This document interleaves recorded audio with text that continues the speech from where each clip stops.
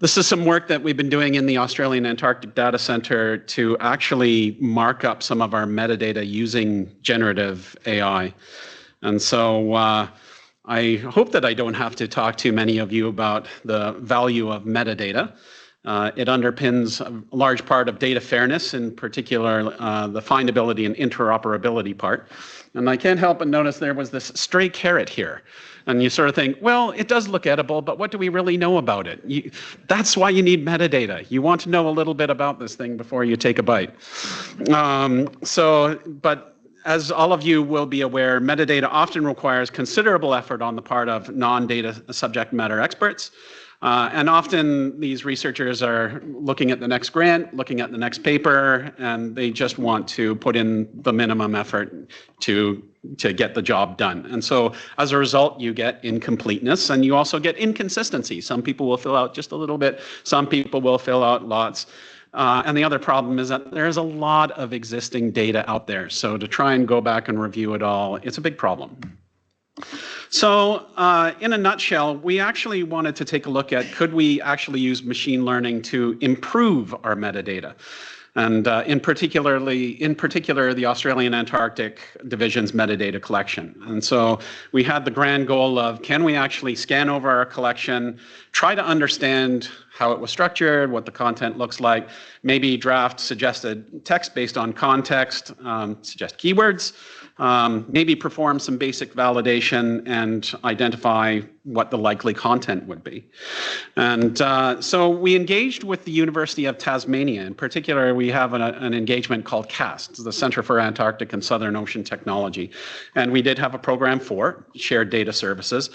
And we had the great fortune of working with Dr. Byung Kang, and he has been an AI specialist since, well before AI became a thing. And he's worked with companies like Hyundai and Siemens on automating their industrial safety documentation. And he had a team of students that he was able to put at our disposal in order to provide program management and coding and documentation and all the rest of it. So we cooked up this idea with him, and we did shop it around the community here in Tasmania. And for the large part, people said, "You are nuts. There's no way you are ever going to be able to get this done. Good luck to you. Sounds great, but you're not going to be able to do this. Seriously." And then along came ChatGPT, and everybody said, "Whoa, actually, you can possibly do that."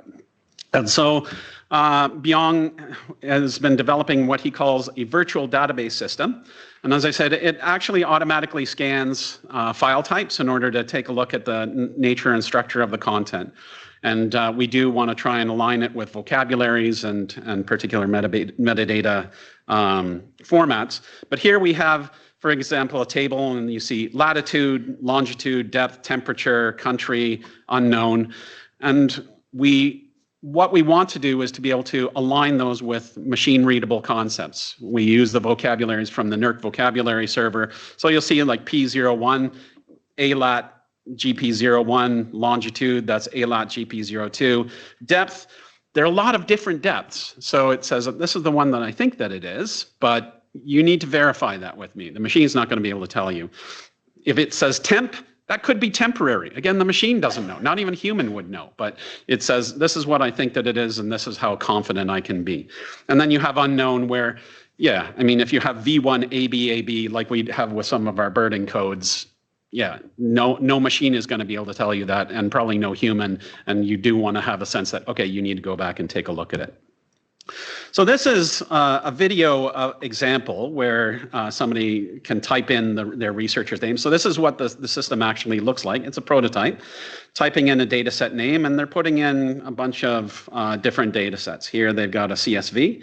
But what it then does is it rips through it and says, okay, I'm going to try and figure out what this data set is. And it suggests what it thinks it is. Now, this is just what the machine thinks it is. That's not what it actually is. But it then suggests those keywords, pulling from the GCMD.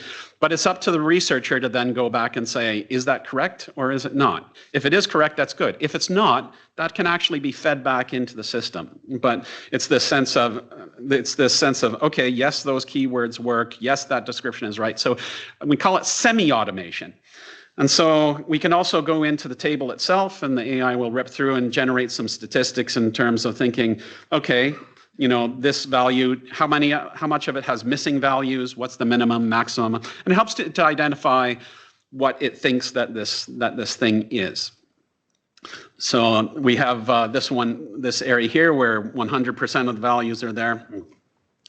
But one of the really interesting things about it, though, is, as I said, it'll go in and based on pressure, it'll say, this is what I think it is from the vocabulary, gives you a description, gives you a degree of confidence, suggested units for what it would be, and also if there are dependencies. For instance, here we have air pressure.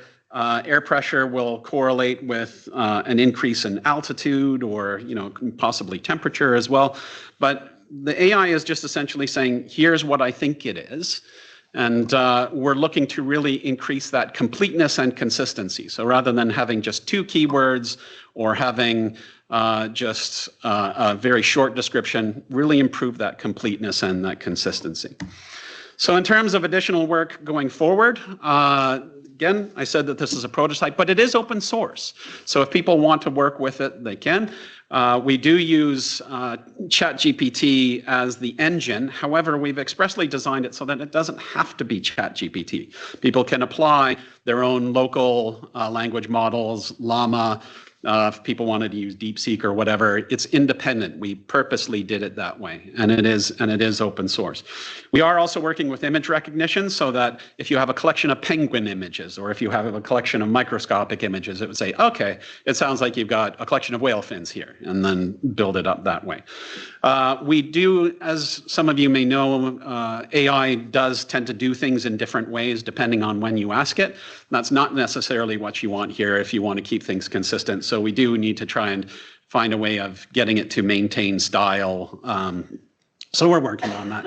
And also, then you would be able to want to try to take a look at how do we merge these data sets on the basis of those controlled headers using ontologies to build automated reasoning. So this was not intended to be an end all and be all. This was, can we do it? And we didn't think we could in the beginning, but it looks like we can. So this has we've trained it over our Antarctic data collections, but this could be trained over other collections as well.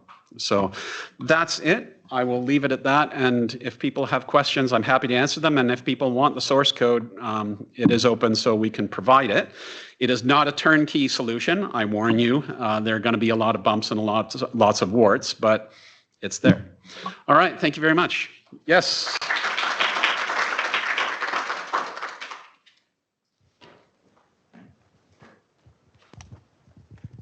Thank you. This looks really promising and useful. My question is, the AI will infer some things from the dataset, no? Yes. And then is there like a step where you can say, this is correct, this is not correct? Correct. Okay. And so it was a little bit hard to see in the video, but there is a step there where you can not only change the description, okay, and when but also, adjust and say, that wasn't really the pressure I was looking for. Okay. And check it. And when you correct the AI, will the AI learn the mistakes and then for the next? That is correct. And we have engineered it that way so that those deltas can be fed back in, so that over time, it will get better and better at recognizing, this is a particular Argo float collection, but, this is about, something else here. So it will get better over time. Okay, really cool. Yeah. I'm interested in the source code. Yeah. Well, we can give that to you. No worries. Good. Okay. Thanks. Thank you. Uh-oh. No. I was going to ask a very nice question. Yes. So you've got a lovely prototype pilot here. Yes. What's the steps from this to trusting it enough to put it into an operational context? So we are looking at putting it into an operational context within the Australian Antarctic Division. So we actually trust it to do that. It's more of a, how do you operationalize it? But part of it is this verification of, is it doing what we're doing? And it will require some maintenance on top of that. Now, what I will say is that due to funding constraints, we've run into the limits of the degree to which we can engage Dr. Kang and his team. So if other people are interested, he would probably be at your disposal. So again, we are happy to share our code and build on top of that, but there's a lot more to be done, and I certainly think people should continue to engage with him and his team. They've been brilliant. Hi. Any other questions? Oh, sorry. There we go. Hi, thank you so much for that. Just out of interest, did you do some walkthroughs on how much it actually speeds up the process of filling out all the metadata? I not with people, so we haven't done that with the people yet, because it really is just the mechanical aspect of it. Okay. So yes, that's probably going to be more of the as it gets integrated into our website But I in terms of how much it speeds up the metadata, I can guarantee you it's faster than a person filling it out. Absolutely. Especially in terms of delivery, we get it really quickly. Got time for one or two more questions? Yep. What is it called again? We don't have a name for it. No, we don't. It's just our AI metadata system at the moment, but we don't want to call it AIMS, otherwise other organizations in Australia will get angry. Is the goal just to use it within AADC, or do you want other people? We want other people to use it. So like point to AADC to then use what you're going to be hosting on the website? Does that make sense? Oh, no. So the metadata system is for other people to use. In terms of us using it, we will embed it in our website. So, researchers are free to use it, and whoever's submitting to the Australian Antarctic Division can use it. But in terms of the technology, we really intend it to be used by, if legal professionals want to use it, if health professionals want to use it, that's great. But there's a limit to which we can maintain it and support it. We're not going to become the metadata, Data 61 branch. That's not the aim. So we're saying we built it. We take no responsibility for it at the moment, but we want to see it picked up and used. Cool. Then I'm interested in the source code as well. Yeah. See Janine's hand. Yeah, Janine. I'm running. Making you run around. Yeah, back and forth. Sport exercise. Hey. It's really great. The interesting part for us is, for the Banshia team, is that we currently want to go in this direction. So we have started some work, but we are not that far. It's rather the concept and the idea, but you have exact. So for sure, we are also want to look into the code. Yep. The question I have is to come up with keywords and also checking the data themselves. There has to be some terminologies and controlled vocabularies being behind. Is it something where it is located?